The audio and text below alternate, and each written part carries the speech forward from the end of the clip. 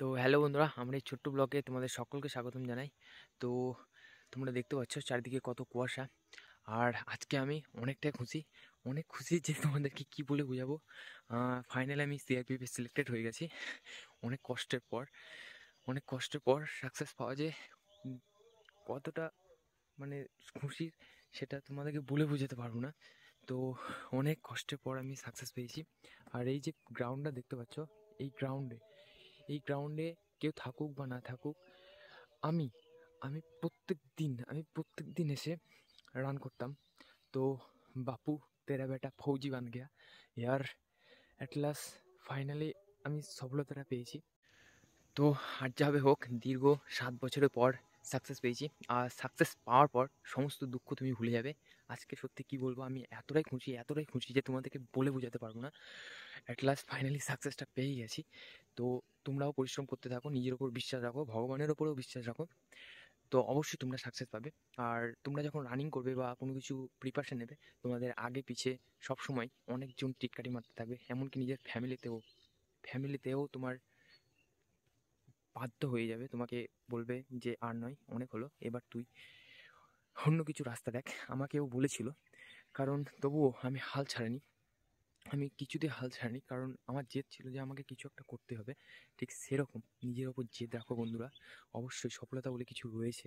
একটা সময় ছিল, যে সময়টাতে আমি ভেবেছিলাম যে পরিশ্রম করলে হয়তো সফলতা মেলে না, কিন্তু না, এটা মিথ্যে। আহ, আমি আমি ভুলছিলাম। তো ফাইনালি আমি সফলতা পেয়েছি। এখন জয়েনিংটা বাকি আছে, ঠিকমতো জয়েনিংটা করতে পারলেই হয়। তো দেখা যাক কি হয়। আর আজকে সত্যি আমি খুবই খুশি। তো এই যে গ্রাউন্ডটা দেখতে পাচ্ছ, গ্রাউন্ডটা সত্যি আমাকে অনেকটা অনেকটা হেল্প করেছে গ্রাউন্ডটা। আর কি বলবো, এই গ্রাউন্ডে আমার একটা দাদা রান করেছিল, সেও চাকরি পেয়ে গেছে। আর আমি দেখাবো তোমাদেরকে, এই যে গ্রাউন্ডের যে ট্র্যাকটা তোমরা দেখতে পাচ্ছ, দেখতে হবে। এখন হয়তো ভালো বুঝতে পারছো না, শিশিরে ভেজা রয়েছে বলে। এই যে গ্রাউন্ডের ট্র্যাকটা দেখতে পাচ্ছ, এই ট্র্যাকটা করেছিলাম আমি দৌড়ে। তখন কেউ দৌড়তো না, আমি একাই। এখন অনেকজন আসে দৌড়তে। তোমরা এই যে ফিল্ডটা দেখতে পাচ্ছ, চারিদিকে কত কুয়াশা। এই যে এই গ্রাউন্ডটা, আমি একটা তোমাদেরকে ভিডিও বানিয়ে দেবো আমার এই ফিল্ডে, যখন কুয়াশাগুলো কেটে যাবে।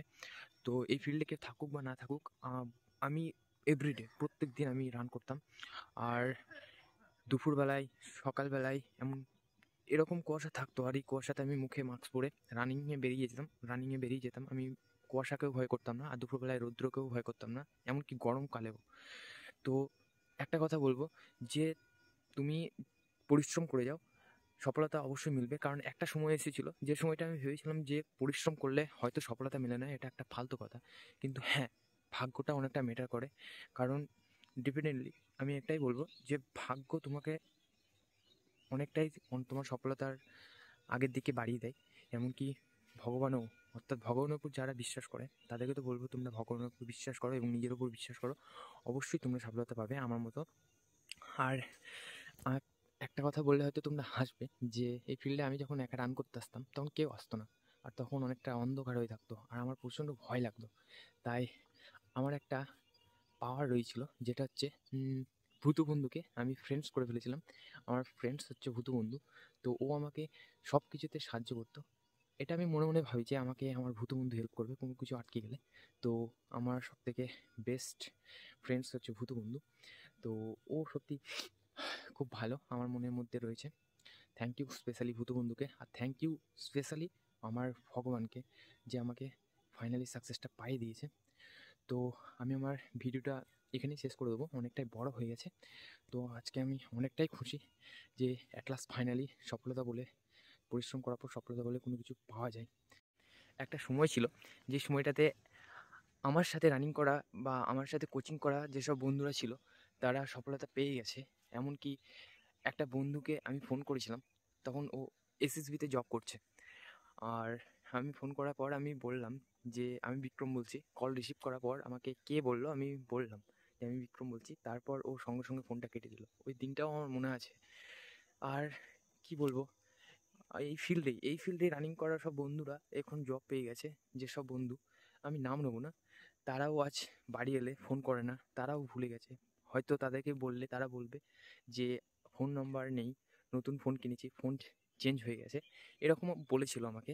তাই সেসব কথাগুলো এখন মনে পড়ছে। কিন্তু যাই হোক, আমি তাদের মতো করব না।